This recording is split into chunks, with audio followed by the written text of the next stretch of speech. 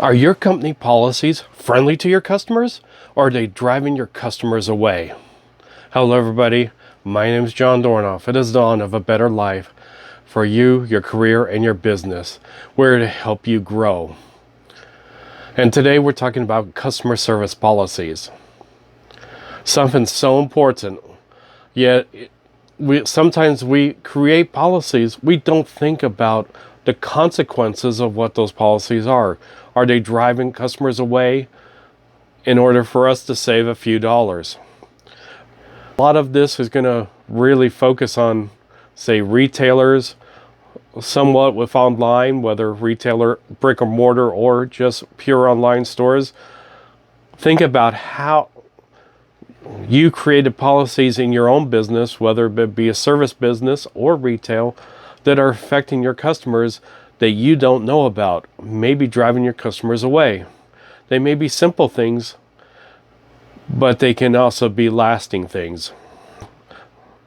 Some of the policies that, may be considered customer friendly, especially the big one, is return policy. A lot of people don't like smaller businesses because they have such strict return policies, which is understandable. A lot of people don't understand, well, if I return a product to the store, they can return it to the manufacturer and stuff. They get full credit, which of course is not always true, especially with stuff like electronics. And there's a lot of other items you can't return. So naturally you say, well, we have a strict return policy. The problem is that strict return policy may be driving customers away. It may cost you some money in the long run to have a very flexible return policy, but actually in the long run it could create more sales. Here you have to evaluate exactly what you're selling and the cost of that return policy. When it comes to finances, I recommend that you have a budget set aside for returns where every time you make a sale, say 10% goes into a fund in case that product is returned. That way, it's not such a big loss, and you figure your returns are going to be less than 10% anyway. That way it's budgeted for and it's not come unexpected. But then there's going to be some items maybe you just need to decide whether you should be carrying them or not. Let me give you a big example that from my experience. Projectors. Projectors that for PowerPoint presentations and stuff.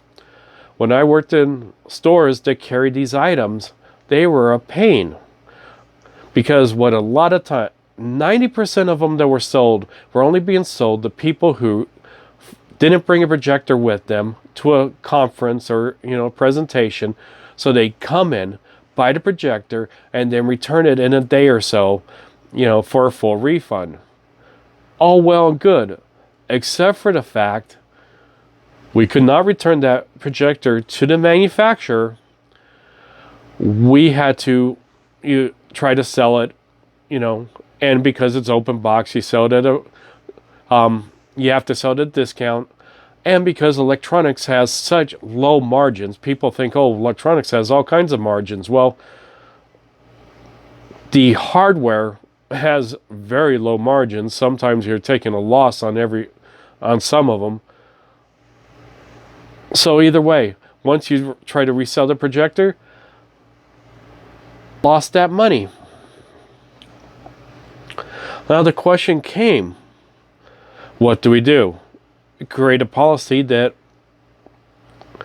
you could only return the projector for an identical item. Well, I'm not going to buy it. That people would say, I'm not going to buy it. Well, how many customers were losing with that policy?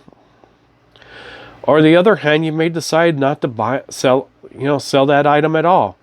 We sold maybe 1-2 projectors a year, and we were extremely busy store.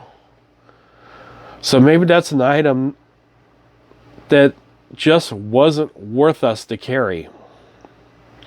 It was costing more to carry the item, especially since they sat so much, than it was to actually, just take them off the shelf. Yeah, people would get upset. Oh, you don't carry that item. I'm not shopping here anymore.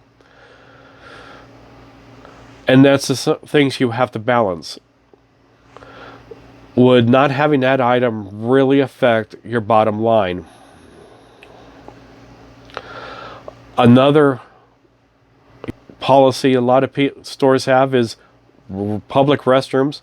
They're only for customers. This is understandable, especially in areas, that have a large homeless issue. A lot of times you have to have those policies up there so people don't come in and basically damage your restrooms, or the perceived damage to your restrooms. Find it interesting that a lot of the places that say no public restrooms, you go in the restrooms and they're dumps anyway. I'm not saying that's why that happens, but I've noticed it a lot. But is your policy too strict? Give you an example is, if I go into a store and use their or a restaurant use their restroom, I'm generally going to buy something because I use their restroom. I'm going to buy something. But if I see a sign saying restrooms for customers only, go somewhere else. So once again, it's one of those balancing acts. What is best for your business? How are you going to, work it? What is the cost? Balance the cost, and to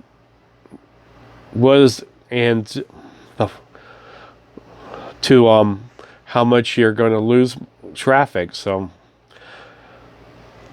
third thing you need to look at is, if you're doing shipping.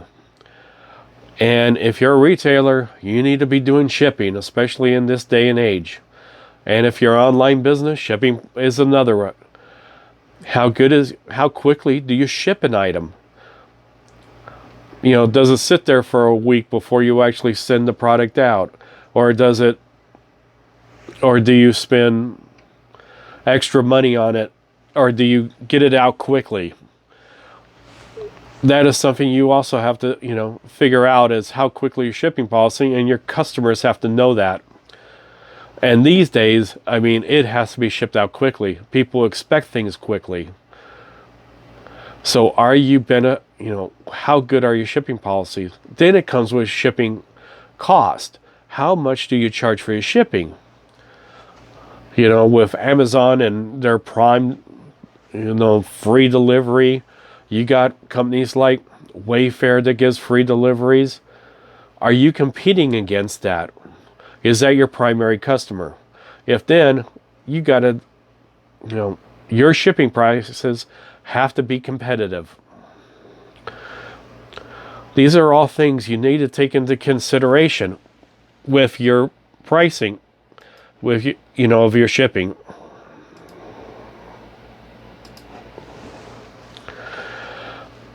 Another area that doesn't come up as much anymore, but what about children in the store? Some stores, especially smaller stores, don't really like to have children in there. They will, even tell people, well, keep your hands on your child and stuff, which is understandable. Trust me, I've had plenty of times where I've seen the parents just let the kids run all over the store, mess up stuff. Do you do something to, really attract these parents? Yeah, they're going to let them run wild.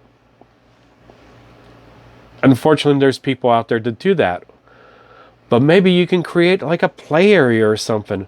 Someplace where, will direct the kids. That way it can be they can mess that up. It won't matter as much as if they mess up your main store. Just an idea. Looking for ideas. And of course, if you're not getting any kids in the store, or, very rarely, then it's not a concern.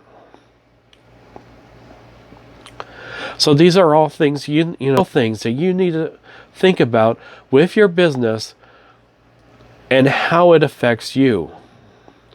I'm sure there's plenty of other areas where you can think of your customer policies and say, are we being too strict? Are we driving the customers away because we don't have customer-friendly policies? If you're going to be successful, your policies need to be customer-oriented. So look at each of your policies. One final area I'm going to talk about is security. Is your security practices driving customers away? And what do I mean by that? Let me tell you, there was one time I walked into a store and it was in a big tourist area. In fact, it was on Hawaii. Went into the store and the lady working in the store, I was the only customer in there at the time.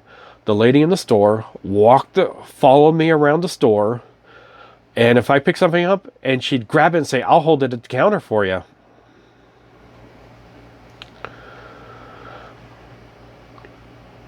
Now, I know shoplifting is an issue. Trust me. I used to help work with loss prevention. I know the problems. But then if you're going overboard and not trusting your customers or hounding them, you're going to drive them away. In fact, in that store, I ended up not buying any. In fact, I was young at the time, so I was kind of, maybe not the best way to handle things, but there were several items I was looking to buy. I pretty much showed her my money and walked out and said, "I'm not going to buy here. Not when you're going to treat me like that." So think about that. The proper way to do loss prevention, not driving your customers away, especially when they're paying cash and have money in their hand. So what are your customer policies? What are policies that you need to be looking at to make sure that you're not driving your customers away? We'll see you next time.